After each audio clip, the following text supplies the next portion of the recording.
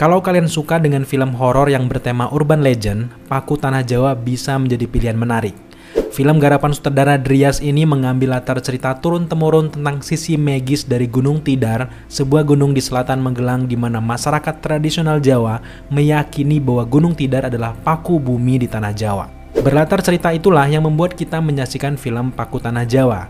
Film ini berkisah tentang seorang janda bernama Handini yang berusaha mencari persugihan sesat agar pekerjaannya lancar dan juga ramai.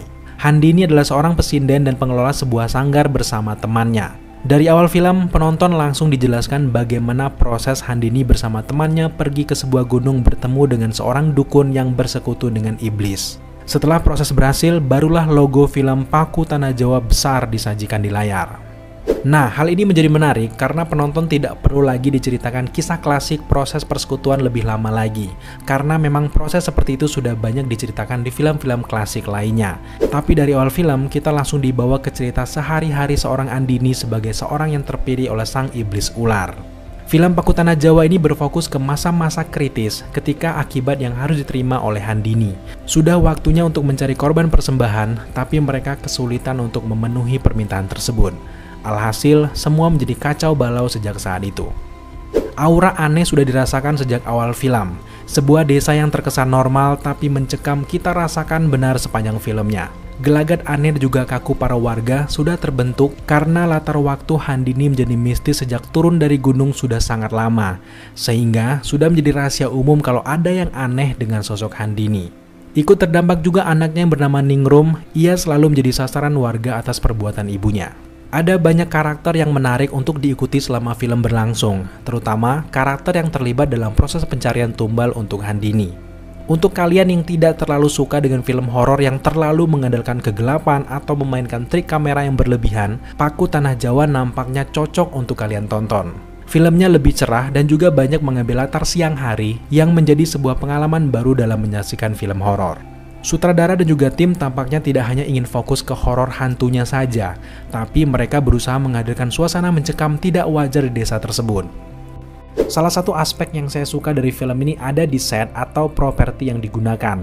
Mulai dari pakaian warga, suasana pasar, rumah ala Jawa yang meyakinkan, hingga lokasi gunung yang dipenuhi ular yang cukup bikin bulu kuduk merinding. Apalagi buat yang takut ular seperti saya. Jadi bisa diartikan bahwa film Paku Tanah Jawa bukan hanya tentang film horor kejar jumpscare atau seram saja, tapi unsur dramanya juga cukup kuat yang berusaha menyampaikan pesan moral atas kejadian di dalam film ini. Ketika seseorang bersekutu dengan iblis, dampaknya akan sangat panjang. Tidak selamanya iblis memberikan kesuksesan, tapi lama-lama mereka akan menyengsarakan kita. Jadi jelas yang kita dapatkan setelah menyaksikan film ini adalah nilai moral yang punya arti untuk sebagian penontonnya. Dari sisi sinematografi memang tidak terlalu menonjol untuk film ini, tapi kita cukup suka dengan beberapa landscape pedesaan dan juga pegunungan yang diperlihatkan. Yang membuat film ini makin menarik adalah dari segi scoring yang cukup dominan yang mencekam dari awal sampai akhir film.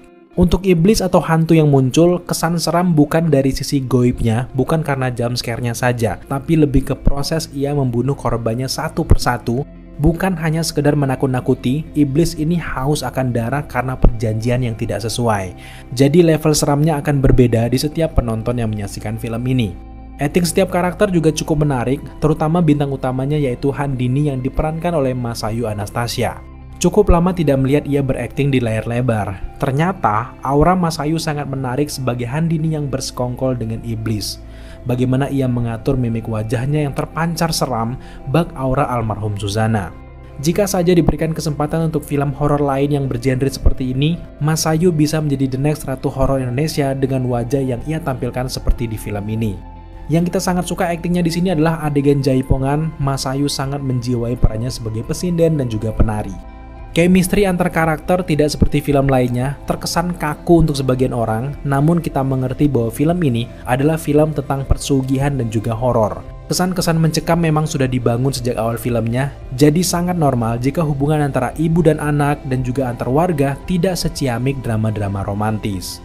Ada jarak yang sengaja dibuat untuk mendukung ceritanya. Kendati kita cukup suka, film ini juga tidak luput dari beberapa kekurangan, seperti terlalu banyak karakter yang muncul yang kadang membuat kita tidak fokus ke sosok Handini Joget Iblis Siluman Ular. Tapi itu hanya kita rasakan di beberapa momen saja. Setelah film menyelesaikan kisahnya, endingnya terlihat sangat jelas dan tidak bertele-tele. Terutama unsur sebab dan juga akibat yang hadir cukup memuaskan penonton. So dari review, kita memberikan skor 75 dari 100 untuk Paku Tanah Jawa. Buat kalian yang suka dengan horor urban legend dengan cerita yang penuh dengan pesan moral, kalian bisa tonton film Paku Tanah Jawa yang sudah tayang sejak 6 Juni 2024. Sampai berjumpa di video review selanjutnya.